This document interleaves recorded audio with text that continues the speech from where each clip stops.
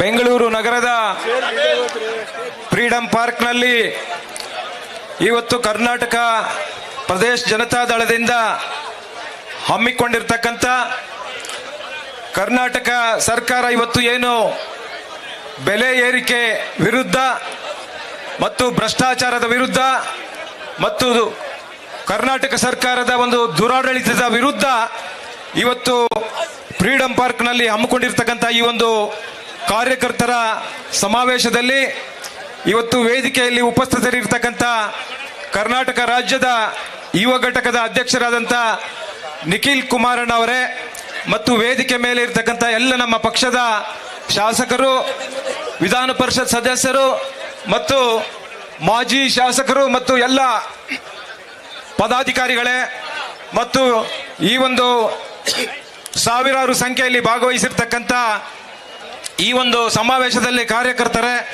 ಮಾಧ್ಯಮ ಸ್ನೇಹಿತರೆ, ಇವತ್ತು ಕಳೆದ 2 ವರ್ಷಗಳ ಹಿಂದೆ 2023ರಲ್ಲಿ ಕರ್ನಾಟಕ ವಿಧಾನಸಭಾ ಚುನಾವಣೆಯಲ್ಲಿ ಗೊತ್ತು ಗುರಿ ಇಲ್ಲದೆ ಗ್ಯಾರಂಟಿಗಳನ್ನು ಘೋಷಣೆ ಮಾಡಿ ಇವತ್ತು ಇಂಥ ಒಂದು ಕರ್ನಾಟಕ ರಾಜ್ಯದ 6 ಕೋಟಿ ಜನರಿಗೆ ಇವತ್ತು ಇಂಥ ಒಂದು ದುಸ್ಥಿತಿ ಬಂದಿದೆ. ಬಹುಶಃ ಇವತ್ತು ಆ ಒಂದು ಬೆಲೆ ಏರಿಕೆಯ ದುಸ್ಥಿತಿ ಹೇಗಿದೆ ಅಂತ ಹೇಳಿದ್ರೆ, ಕರ್ನಾಟಕ ರಾಜ್ಯದ ಕಡೆ ಹಳ್ಳಿಯಲ್ಲಿರ್ತಕ್ಕಂಥ ಒಬ್ಬ ನಾಗರಿಕರಿಗೂ ಕೂಡ ಇದು ಒಂದು ಬಿಸಿಯನ್ನ ತಟ್ಟಿದೆ. ಇವತ್ತು ಬಹುಶಃ ಇವತ್ತು 6 ಕೋಟಿ ಜನರು ಪ್ರತಿದಿನ ಉಪಯೋಗಿಸುವಂತ ಹಾಲಿನ ಬೆಲೆ ಇವತ್ತು ಈ ಸರ್ಕಾರ ಬಂದ ಮೇಲೆ 9 ರೂಪಾಯಿ ಇವತ್ತು ಬೆಲೆ ಏರಿಕೆ ಆಗಿದೆ. ಬಹುಶಃ ಇವತ್ತು ನೀರಿನ ಬೆಲೆ, ಕುಡಿಯುವ ನೀರಿನ ಬೆಲೆ ಬೆಂಗಳೂರು ನಗರದಲ್ಲಿ ಇವತ್ತು ನಮ್ಮ ಮನೆಗೆ ಉದಾಹರಣೆ ಹೇಳ್ತೇನೆ, 4,000 ರೂಪಾಯಿ ಬರ್ತಾ ಇತ್ತು ತಿಂಗಳಿಗೆ, ಇವತ್ತು 17,000 ರೂಪಾಯಿ ಬರ್ತಾ ಇದೆ. ಇವತ್ತು ಸಾಮಾನ್ಯ ಜನರು ಹೇಗೆ ಬದುಕಬೇಕು ಅನ್ನುವಂಥದ್ದನ್ನ ಇವತ್ತು ನಾವೆಲ್ಲರೂ ಕೂಡ ಯೋಚನೆ ಮಾಡಬೇಕಾಗಿದೆ. ಇವತ್ತು ಅಷ್ಟೇ ಅಲ್ಲ, ಇವತ್ತು ವಿದ್ಯುತ್ ಶಕ್ತಿ ಇವತ್ತು ದುಪ್ಪಟ್ಟಾಗಿದೆ. ಇವತ್ತು ಸಣ್ಣ ಒಬ್ಬ ರೈತರು, ಸಾಮಾನ್ಯ ವರ್ಗದವರು ಇವತ್ತು ಒಂದು 30-40 ನಿವೇಶನವನ್ನ ಇವತ್ತು ರಿಜಿಸ್ಟರ್ ಕ್ರಯಪತ್ರ ಮಾಡಿಕೊಳ್ಬೇಕು ಅಂತ ಹೇಳಿದ್ರೆ ಇವತ್ತು 50,000 ಇರ್ತಕ್ಕಂಥದ್ದು 1 ಲಕ್ಷ ಆಗಿದೆ, 5 ಲಕ್ಷ ಇರ್ತಕ್ಕಂಥದ್ದು 10 ಲಕ್ಷ ಆಗಿದೆ. ಇವತ್ತು ದುಪ್ಪಟ್ಟಾಗಿದೆ. ಇವತ್ತು ರೈತರು ಕರ್ನಾಟಕ ರಾಜ್ಯದಲ್ಲಿ ಇವತ್ತು ಒಂದು ಪಹಣಿಯನ್ನ ತಗೊಳ್ಬೇಕಾದ್ರೆ 15 ರೂಪಾಯಿ ಇದ್ದಿದ್ದು ಪಹಣಿ ಇವತ್ತು 30 ರೂಪಾಯಿ ಕೊಡಬೇಕಾಗಿದೆ. ಬಹುಶಃ ಇಷ್ಟೆಲ್ಲ ದುಪ್ಪಟ್ಟಾಗಿರ್ತಕ್ಕಂಥದ್ದು ಕಾರಣ ಏನು ಅಂತ ಹೇಳಿದ್ರೆ, ಇವತ್ತು ಕರ್ನಾಟಕ ಸರ್ಕಾರ 2023ರಲ್ಲಿ ಘೋಷಣೆ ಮಾಡಿರ್ತಕ್ಕಂಥ ಗ್ಯಾರಂಟಿಗಳನ್ನ ನಿಭಾಯಿಸಲಿಕ್ಕೆ ಆಗ್ತಾ ಇಲ್ಲ. ಈ ಗ್ಯಾರಂಟಿಗಳನ್ನ ನಿಭಾಯಿಸಲಿಕ್ಕೆ ಇವತ್ತು ಯಾರ ಮೇಲೆ ಆಗ್ತಾ ಇದ್ದಾರೆ? ಜನರ ಮೇಲೆ ಆಗ್ತಾ ಇದ್ದಾರೆ. ಇವತ್ತು ಲಿಕ್ಕರ್ 3 ಸಾರಿ ಈ ಸರ್ಕಾರ ಬಂದ ಮೇಲೆ ಇವತ್ತು ಲಿಕ್ಕರ್ ಕೂಡ ದುಪ್ಪಟ್ಟಾಗಿದೆ. 200 ರೂಪಾಯಿ ಇದ್ದಿದ್ದು ಬೀರ್ 270 ರೂಪಾಯಿ ಆಗಿದೆ. ಇವತ್ತು ನೀವು ಯಾವುದೇ ತಗೊಳ್ರಿ, ಇವತ್ತು ದುಪ್ಪಟ್ಟಾಗಿರ್ತಕ್ಕಂಥದ್ದು. ಒಂದು ಕಡೆ ಇವತ್ತು ನಾವು ಹೆಣ್ಣು ಮಕ್ಕಳಿಗೆ 2,000 ರೂಪಾಯಿ ಕೊಡ್ತಾ ಇವಿ ಅಂತ ಹೇಳ್ತಾ ಇದ್ದಾರೆ. ಆದ್ರೆ ಆ ಹೆಣ್ಣು ಮಕ್ಕಳ ಅವರೊಂದು ಗಂಡಂದಿರ ಒಂದು ಜೋಬಿನಿಂದ ಇವತ್ತು ಸುಲಿಗೆ ಮಾಡ್ತಾ ಇದ್ದಾರೆ, ಕತ್ರೆ ಹಾಕ್ತಾ ಇದ್ದಾರೆ. ಇವತ್ತು ಅವರ ಜೋಬಿಗೆ ಇವತ್ತು ನೀವು 2,000 ಒಂದು ಮನೆ ಕೊಟ್ರೆ ಇವತ್ತು ಆ ಮನೆಯಿಂದ ನೀವು 5,000 ರೂಪಾಯಿಯನ್ನ ತಗೊಳ್ತಾ ಇದ್ದಾರೆ. 5,000 ರೂಪಾಯಿಯನ್ನ ತಗೊಳ್ತಾ ಇದ್ದಾರೆ. ಬಹುಶಃ ಇವತ್ತು ಅಷ್ಟೇ ಅಲ್ಲ, ಕರ್ನಾಟಕ ರಾಜ್ಯದಲ್ಲಿ ಸಿದ್ದರಾಮಯ್ಯನವರು ಹೇಳ್ತಾ ಇದ್ರು 2021-22ರಲ್ಲಿ ನಾನು ವಿಧಾನಸಭೆಯಲ್ಲಿ ಇದ್ದಾಗ ಆವತ್ತು ಕರ್ನಾಟಕ ರಾಜ್ಯದಲ್ಲಿ SC/ST ಸಮುದಾಯಗಳಿಗೆ ಮೀಸಲಿಟ್ಟಿರ್ತಕ್ಕಂಥದ್ದು 28,000 ಕೋಟಿ ಮೀಸಲಿಟ್ಟಿರ್ತಕ್ಕಂಥದ್ದು ಯಾರಾದ್ರೂ ಈ ರಾಜ್ಯದಲ್ಲಿ ಇದ್ರೆ ಅದು ಸಿದ್ದರಾಮಯ್ಯನವರು ಅಂತ ಹೇಳ್ತಾ ಇದ್ರು. ಸಂತೋಷ, ನಿಜ, ನೀವು 28,000 ರೂಪಾಯಿ ಕೋಟಿ ರೂಪಾಯಿ ನೀವು ಮೀಸಲಿಟ್ಟಿದ್ದು ನಿಜ. ಆದ್ರೆ ಈ ದೇಶದ ಇತಿಹಾಸದಲ್ಲಿ ಪ್ರಥಮ ಮುಖ್ಯಮಂತ್ರಿ SC/ST ಹಣವನ್ನ ಗ್ಯಾರಂಟಿಗಳಿಗೆ ಉಪಯೋಗಿಸತಕ್ಕಂತ ಮುಖ್ಯಮಂತ್ರಿ ಯಾರಾದ್ರೂ ಇದ್ರೆ ಅದು ಈ ಕರ್ನಾಟಕ ರಾಜ್ಯದ ಮುಖ್ಯಮಂತ್ರಿ ಸಿದ್ದರಾಮಯ್ಯನವರು ಅನ್ನುವಂಥದ್ದನ್ನ ಈ ಸಂದರ್ಭದಲ್ಲಿ ನಾ ಹೇಳಲಿಕ್ಕೆ ಬಯಸ್ತಾರೆ. ಇವತ್ತು ನೀವು 28,000 ರೂಪಾಯಿ ಕೊಟ್ಟು ಇನ್ನೊಂದು ಕಡೆ ನೀವು ಕೇಳಿದ್ರ SC/ST ಸಮುದಾಯಗಳನ್ನ ನೀವು ಕೇಳಿದ್ರ ನಿಮಗೆ ಮೀಸಲಿಟ್ಟಿರ್ತಕ್ಕಂಥ ಹಣವನ್ನ ನಾವು ಗ್ಯಾರಂಟಿಗಳಿಗೆ ಬಳಸ್ತೇವೆ ಅನ್ನುವಂಥದ್ದನ್ನ ಹೇಳಿದ್ರ ನೀವು ಹೇಳಿಲ್ಲ. ನೀವು ಗೊತ್ತು ಗುರಿ ಇಲ್ಲದೆ ಗ್ಯಾರಂಟಿಗಳನ್ನ ಘೋಷಣೆ ಮಾಡಿ ಇವತ್ತು ನಿಮಗೆ ಇಷ್ಟ ಬಂದಿರೋ ರೀತಿಯಲ್ಲಿ ಹಿಟ್ಲರ್ ತರ ಇವತ್ತು ನೀವು ಆಡಳಿತ ಮಾಡ್ತಾ ಇದ್ದೀರಾ. ಇವತ್ತು ಕರ್ನಾಟಕ ರಾಜ್ಯದಲ್ಲಿರ್ತಕ್ಕಂಥ ಜನ ಇವತ್ತು ಯೋಚನೆ ಮಾಡಬೇಕು, ಕಿತ್ತೊಗಿಬೇಕು ಈ ಕರ್ನಾಟಕ ಸರ್ಕಾರವನ್ನ, ಕಾಂಗ್ರೆಸ್ ಸರ್ಕಾರವನ್ನ ಕಿತ್ತೊಗಿಬೇಕು. ಬಹುಶಃ 2023ರಲ್ಲಿ ಇಂಥ ಘೋಷಣೆಗಳನ್ನ ಮಾಡಿ ಇದೇ ರೀತಿಯಲ್ಲಿ ಮತ್ತೊಮ್ಮೆ ಹೈಜಾಕ್ ಮಾಡೋಣ ಅಂತ ಹೇಳಿ ರಾಹುಲ್ ಗಾಂಧಿಯನ್ನ ಕರ್ಕೊಂಡು ಬಂದ್ರು. ರಾಹುಲ್ ಗಾಂಧಿಯನ್ನ ಕರ್ಕೊಂಡು ಬಂದು ಇನ್ನೊಂದು ಘೋಷಣೆಯನ್ನ ಮಾಡಿದ್ರು. 1 ವರ್ಷಕ್ಕೆ ಒಂದು ಮಹಿಳಾ ಕುಟುಂಬಕ್ಕೆ 1 ಲಕ್ಷ ರೂಪಾಯಿಗಳನ್ನ ಕೊಡ್ತೀವಿ, 1 ಲಕ್ಷವನ್ನ ಕೊಡ್ತೀವಿ ಅಂತ ಹೇಳಿ ರಾಹುಲ್ ಗಾಂಧಿ ಅವರ ಕೈಲಿ ಘೋಷಣೆ ಮಾಡಿದ್ರು. ಬಹುಶಃ 2024ರಲ್ಲಿ ಲೋಕಸಭಾ ಚುನಾವಣೆ ಬಂದಂತ ಸಂದರ್ಭದಲ್ಲಿ ಕರ್ನಾಟಕ ಸರ್ಕಾರ 1 ವರ್ಷ ಆಗಿತ್ತು.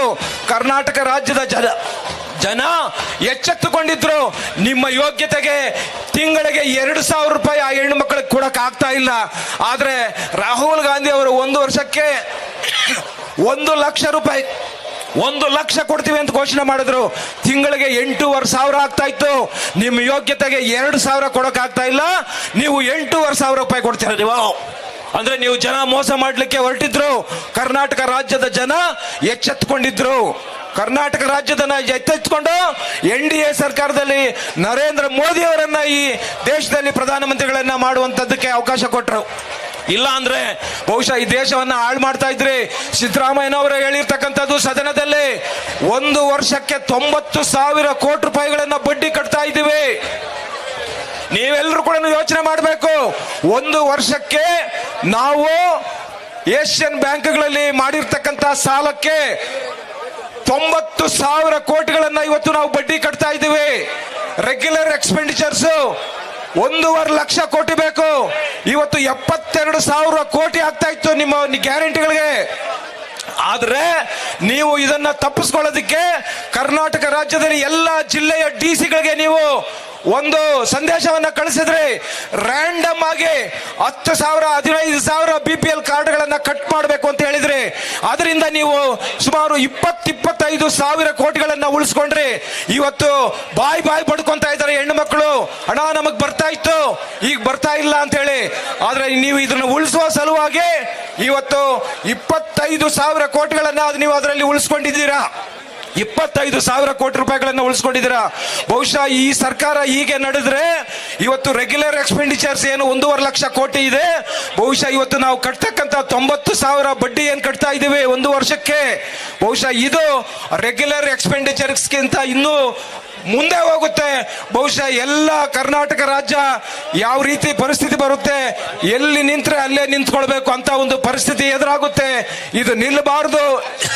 ಕರ್ನಾಟಕ ರಾಜ್ಯದಲ್ಲಿ ಎಲ್ಲ ವರ್ಗದ ಜನರಿಗೆ ಒಳ್ಳೇದಾಗಬೇಕು ಅಂತ ಹೇಳಿದ್ರೆ ಬಹುಶಃ ಯಾವುದೇ ಚುನಾವಣೆ ಬರಲಿ ಕಾಂಗ್ರೆಸ್ ಪಕ್ಷವನ್ನ ಕಿತ್ತೊಗೆದು JDS ಪಕ್ಷಕ್ಕೆ ಒಂದು ಅಧಿಕಾರವನ್ನು ಕೊಡಿ.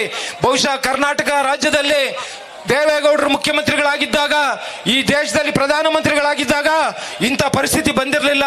ಈ ರಾಜ್ಯದಲ್ಲಿ 2 ಬಾರಿ ಕುಮಾರಸ್ವಾಮಿ ಅವರು ಮುಖ್ಯಮಂತ್ರಿಗಳಾಗಿದ್ದಾಗ ಇಂಥ ಪರಿಸ್ಥಿತಿ ಬಂದಿರಲಿಲ್ಲ. ಅಂತ ಒಂದು ಪರಿಸ್ಥಿತಿಯನ್ನ ಇವತ್ತು ನಮ್ಮ ಕಣ್ಣಲ್ಲಿ ನಾವು ನೋಡ್ತಾ ಇದ್ದೇವೆ. ಇದನ್ನೆಲ್ಲ ಕಿತ್ತೊಗಿಬೇಕು ಅಂದ್ರೆ ಇವತ್ತು ಮಹಾನಗರ ಪಾಲಿಕೆ ಚುನಾವಣೆ ಇರಬಹುದು, ನಗರಸಭೆ ಚುನಾವಣೆಗಳಿರ್ಬಹುದು, ಜಿಲ್ಲಾ ಪಂಚಾಯತಿ ತಾಲೂಕ್ ಪಂಚಾಯತಿ ಚುನಾವಣೆ ಇರಬಹುದು, ಮುಂದೆ ವಿಧಾನಸಭಾ ಚುನಾವಣೆ ಇರಬಹುದು. ಕಾಂಗ್ರೆಸ್ ಪಕ್ಷವನ್ನ ಕಿತ್ತೊಗಿಬೇಕು.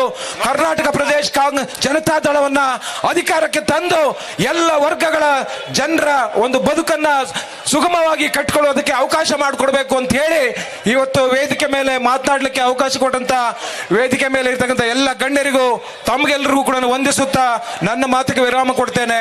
ಜೈ ಹಿಂದ್, ಜೈ ಕರ್ನಾಟಕ.